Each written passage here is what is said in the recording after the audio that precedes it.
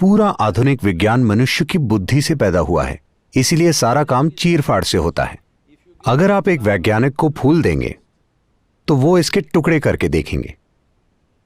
अगर आप इसके टुकड़े करके देखेंगे तो आपको फूल के बारे में कई जानकारियां जरूर मिल जाएंगी, पर आपको उसके बाद फूल नहीं मिलेगा।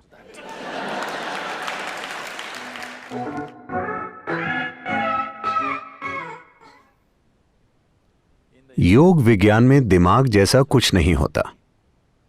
दिमाग सिर्फ शरीर है। जैसे दिल है, जैसे जिगर है, वैसे ही दिमाग है। यह भी बस शरीर है। मुझे लगता है कि दिमाग को बहुत ज्यादा बढ़ा चढ़ाकर इसलिए प्रस्तुत किया जा रहा है क्योंकि जैसा कि मैंने सुबह भी कहा था, हमारी शिक्षा प्रणालियां पूरी तरह से तर्क पर आधारित हो गई हैं। हमें लगता है कि तर्क ही सब कुछ है। अब मैं इसे बहुत ही कम शब्दों में कहने की कोशिश करूंगा। जब किसी बहुत ही जटिल चीज को कम शब्दों में कहा जाता है तो उसमें कुछ कमियां रह जाती हैं। अगर आपको कमी नजर आए तो मुझे बताना, वरना ठीक है। तो योग विज्ञान के अनुसार मन के 16 हिस्से हैं और ये 16 हिस्से 4 श्रेणियों में आते हैं। पहली है बुद्धि। बुद्धि मतलब तर्क। मैं आपसे पूछता हूं, आपको बुद्धि तेज चाहिए या मंद? आप सब चुनिए, मैं आपको आशीर्वाद देने वाला हूं। आपको तेज चाहिए। तो बुद्धि एक चाकू की तरह है। चाकू का इस्तेमाल चीजों के 2 टुकड़े करने के लिए होता है। यही बुद्धि की प्रकृति है। आप जो भी देंगे वो उसके 2 टुकड़े करेगी। पूरा आधुनिक विज्ञान मनुष्य की बुद्धि से पैदा हुआ है, इसीलिए सारा काम चीर-फाड़ से होता है। अगर आप एक वैज्ञानिक को फूल देंगे तो वो इसके टुकड़े करके देखेंगे। अगर आप इसके टुकड़े करके देखेंगे तो आपको फूल के बारे में कई जानकारियां जरूर मिल जाएंगी, पर आपको उसके बाद फूल नहीं मिलेगा।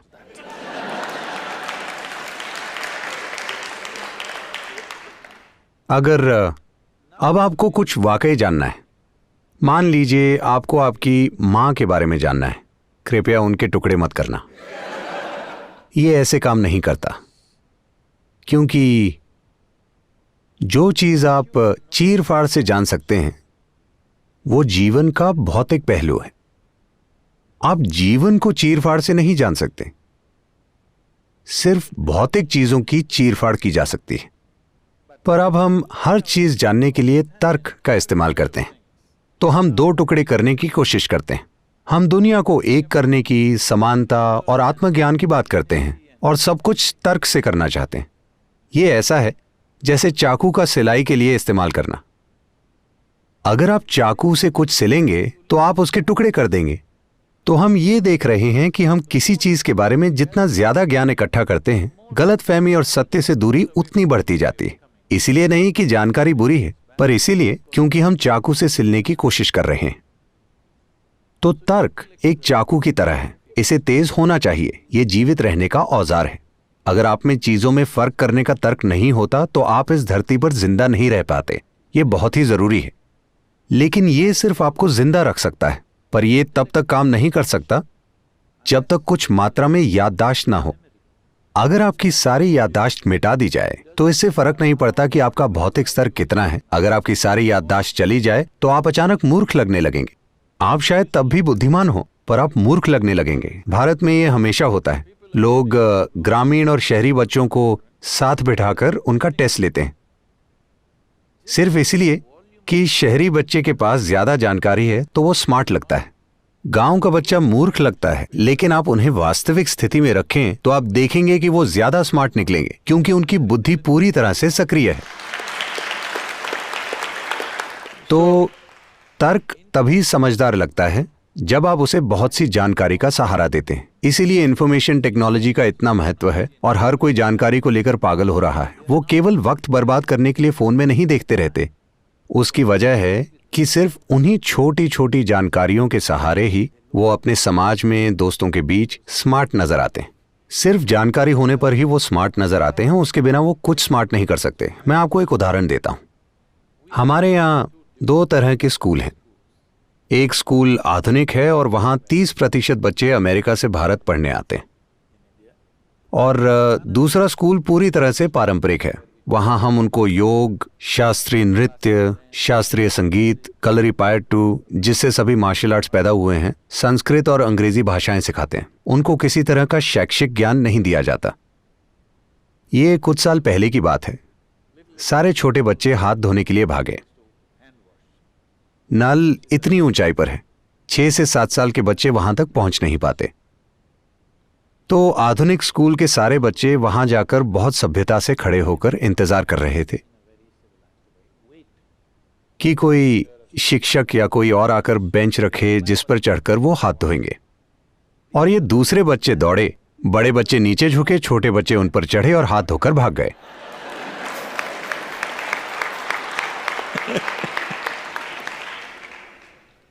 तो आजकल तर्क को बहुत ज्यादा महत्व दिया जाता है और बुद्धि के दूसरे आयामों को बिल्कुल विकसित नहीं किया जाता। तो मन के अगले आयाम को अहंकार कहते हैं, जिसे हमने पूरी तरह से नजरअंदाज कर दिया है। कई लोग अहंकार को ईगो समझते हैं, लेकिन ऐसा नहीं है। अहंकार मतलब पहचान। आपकी पहचान किस आधार पर बनी है? क्योंकि तर्क मुख्य रूप से उस पहचान की रक्षा करने का साधन है जो आपने अपने लिए बनाई है। अगर मैं कहता हूं कि मैं भारतीय हूं, तो अचानक मेरा तर्क मुझ में वैसे विचार पैदा करेगा। मुझ में इसके लिए जीने और मरने की इच्छा होगी। अगर आप बस एक कपड़े का टुकड़ा लोगों को दिखाएं, मेरा मतलब झंडा, तो लोगों की आंखों में आंसू आ जाएंगे। यह सिर्फ एक पहचान है। अगर वो कहीं और रह रहे होते और आप वहां का झंडा दिखाते, तब भी यही होता। भारत और पाकिस्तान में यह आसानी से नजर आता है, क्योंकि ये एक ही देश था, पर अचानक किसी ने रेखा खींच दी और सारी भावनाएं जैसे काम करती हैं वो अद्भुत है, सिर्फ इसलिए क्योंकि आपने इसके या उसके आधार पर अपनी पहचान बनाई है। तो तर्क एक साधन है जो आपकी पहचान की रक्षा करता है। पहचान वो साधन है जिसकी वजह से तर्क एक निश्चित तरीके से काम करता है। निश्चित तरीका मतलब, मान लीजिए आप सिर्फ इस एक व्यक्ति यानी मैं के रूप में अपनी पहचान बनाते हैं, तो आपकी बुद्धि हर वक्त सिर्फ आपका बचाव करने का प्रयास करेगी, हर वक्त बस यही करेगी। अब अगर मैं ये कहूं कि मेरा परिवार मेरी पहचान है, तो आपकी बुद्धि उसका बचाव करने की पूरी कोशिश करेगी। ये समुदाय, जाति, धर्म, देश कुछ भी हो सकता है।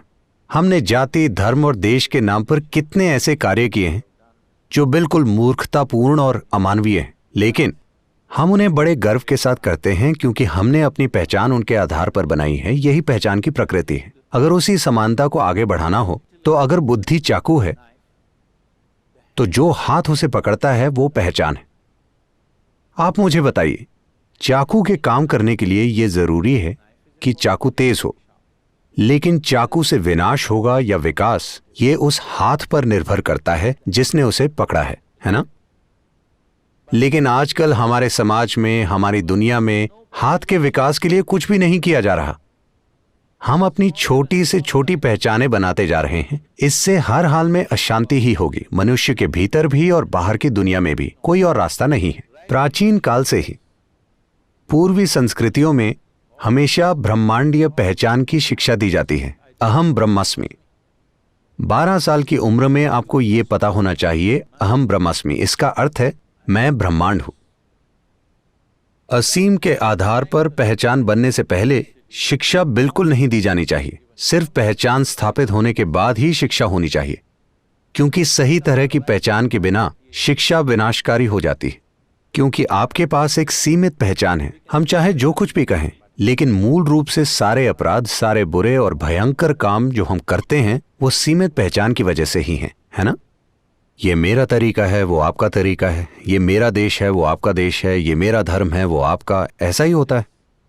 पहचान का विकास किए बिना ही हम चाकू को तेज बना रहे हैं।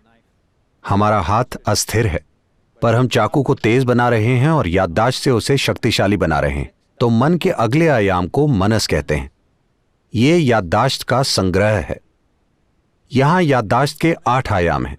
इसमें पंच तत्वों की याददाश्त, परमाणु के स्तर पर याददाश्त, विकास संबंधी याददाश्त, कर्मों की याददाश्त, सचेतन की याददाश्त, अचेतन की याददाश्त, स्पष्ट याददाश्त, अस्पष्ट याददाश्त, ऐसी ही याददाश्त की कई सारी अवस्थाएं हैं। जैसे हमने पहले ही चर्चा की थी, इस शरीर में हर उस चीज की याददाश्त है जो इस ग्रह पर हुई है। अगर हम पर्याप्त ध्यान दें तो हम सिर्फ इसे देखकर ही जान सकते हैं कि जीवन का विकास कैसे हुआ है। सिर्फ 150 साल पहले चार्ल्स डार्विन ने इस ग्रह के जीवन का अध्ययन किया और जीवन के विकास के बारे में बताया था। But over 15,000 years ago, Adi Yogi spoke about how life evolved.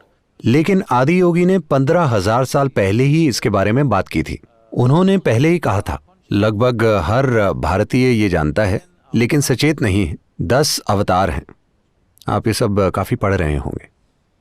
पहला अवतार मछली या पानी के जीव, फिर जल स्थल चर जीव, फिर स्तनधारी जीव, फिर आधा मनुष्य आधा जानवर, फिर बौना मानव, फिर पूर्ण विकसित लेकिन क्रोधी मानव, फिर शांतिपूर्ण मानव, फिर प्रेममय मानव, उसके बाद ध्यानमय मानव और आखिर में दिव्यदर्शी मानव होने की मान्यता है। ये किसी एक आदमी की कहानी नहीं है, ये इस ग्रह के जीवन के विकास की कहानी है। तो 15,000 साल पहले किसी ने ये माइक्रोस्कोप से देखकर नहीं बल्कि अपने भीतर देखकर बताया था, क्योंकि विकास की पूरी कहानी यहां लिखी है। योग विज्ञान इसी पर केंद्रित है कि याददाश्त के अलग अलग आयामों को कैसे सक्रिय करें, क्योंकि अगर आपकी याददाश्त सीमित है तो आप हर हाल में बचकाने काम करेंगे। अगर आपका तर्क बहुत ज्यादा काबिल हो जाता है तो यह बहुत जरूरी है कि आपकी पहचान ब्रह्मांडीय हो, असीमित पहचान हो और आपकी याददाश्त इस तरह से विकसित हो कि उसके सारे आयाम सक्रिय हों। ये तीनों एक निश्चित तरीके से काम करते हैं। कुछ लोगों ने इसे खास तरीकों से विकसित किया है, लेकिन ज्यादातर ये अस्त व्यस्त ही हो रहा है। तर्क बहुत ज्यादा है और बाकी चीजों को बहुत कम महत्व दिया जा रहा है। बुद्धि के चौथे आयाम को चित्त कहते हैं। ये बुद्धि का वो आयाम है जो याददाश्त से प्रभावित नहीं होता। हमें समझना चाहिए कि हम अभी जैसे हैं वो सिर्फ हमारी याददाश्त की वजह से, चाहे वो हमारी त्वचा का रंग हो या हमारी पहचान किस रूप में है, हम पुरुष हैं या स्त्री, सब कुछ याददाश्त तय करती है। हमारे अंदर जो याददाश्त मौजूद है वही सारे पहलू तय करती है। मैं एक मनुष्य हूं या कोई और प्राणी, ये भी याददाश्त तय करती है। याददाश्त एक अद्भुत संभावना है, लेकिन वो एक रुकावट और एक सीमा भी है। जिसे अब मैं और आप कहते हैं, उनके बीच की सीमा भी सिर्फ याददाश्त ही है। जो मुझे अपने सिस्टम में याद है और जो आपको अपने सिस्टम में याद है, वही सीमा है। तो याददाश्त एक सीमा भी है और जितने भी रूप हुए हैं उनका आधार भी। एक निश्चित याददाश्त है जो कई तरह के ढांचे बनाती है। वो ढांचे फिर भौतिक रूप लेते हैं। हम अभी जिस तरह हैं और जैसा हमने रूप लिया है वो उस बुनियादी याददाश्त की वजह से ही है। ये याददाश्त कभी भ्रमित नहीं हुई। मान लीजिए आप और एक गाय रोज आम खाना शुरू कर दें, तो ऐसा कभी नहीं हुआ कि किसी दिन संयोग से या याददाश्त की भूल से गाय मनुष्य बन गई हो या आप गाय बन गए हो। आप दोनों एक ही तरह का भोजन खाएं, लेकिन ऐसा कभी नहीं होगा, क्योंकि याददाश्त बहुत मजबूती से स्थापित है और ये कई स्तरों पर है। हम याददाश्त के 8 अलग आयामों की बात कर रहे हैं, लेकिन चित्त में कोई याददाश्त नहीं होती। याददाश्त नहीं है तो सीमा भी नहीं है। वो बुद्धि जिसकी कोई सीमा नहीं है। योग संस्कृति में इसे शरारती तरीके से व्यक्त किया गया है। हम कहते हैं अगर आप चित्त को स्पर्श कर लें तो ईश्वर आपके गुलाम बन जाएंगे, क्योंकि अगर आपकी बुद्धि असीमित है तो सब कुछ आपकी पहुंच में होगा। ये बहुत महत्वपूर्ण है, क्योंकि आपको समझना चाहिए कि ऐसा पहली बार हुआ है। पहली बार हमारी जीवित रहने की प्रक्रिया इतने बेहतरीन तरीके से व्यवस्थित है। पहली बार मनुष्यों के पास इतना समय है कि वो चीजों पर ध्यान दे सकें, वरना भोजन का प्रबंध करने में ही 24 घंटे लग जाया करते थे। संपन्न समाजों में हम फिर से वही पुरानी चीजें कर रहे हैं। जैसे कि आपने बताया, मोंटाना में किसी को 3 काम करने पड़ते हैं। जब यहाँ इतनी सारी जमीन है तो आपको भोजन के लिए काम पर जाने की क्या जरूरत है, क्योंकि आपको भोजन वॉलमार्ट से खरीदना है। मेरा मतलब, हमने सारी परिस्थिति को टेढ़ा मेढ़ा कर दिया है। पहली बार जीवन चलाने के लिए, उदाहरण के लिए, आज आप सुपर स्टोर जाएं, जो भी आपकी 1 साल की जरूरत हो वो सारी चीजें खरीद लें और 1 साल तक घर से बाहर ना निकलें। ये संभव है, ऐसा पहले कभी संभव नहीं था। अगर आपको आज सुबह के लिए पानी चाहिए होता था तो आपको नदी या तालाब या कहीं और जाना पड़ता था। लेकिन पहली बार जीवन चलाने की प्रक्रिया इतने अच्छे से व्यवस्थित है कि अब मानवता का वक्त आ गया है। अब वक्त आ गया है कि मनुष्य जीवन के गहरे आयामों को खोजें।